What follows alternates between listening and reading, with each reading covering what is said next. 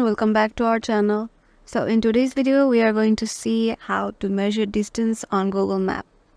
So once you're in your Google Map, head over to a place you want to measure your distance. So tap it and mark the place. Once the place is marked, suppose it is Rangamati, Chandragarh Road, and here you can see an option measure distance. Tap on it and you just have to tilt your phone and tap on add point. Here you can see it's 2 miles. Then head over to another place and click on add point. Again head over to another place and add point.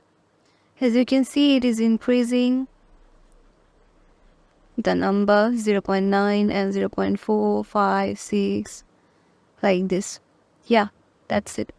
If this video helped you out, make sure to give it a thumbs up and subscribe to our channel, and we will see you in the next video.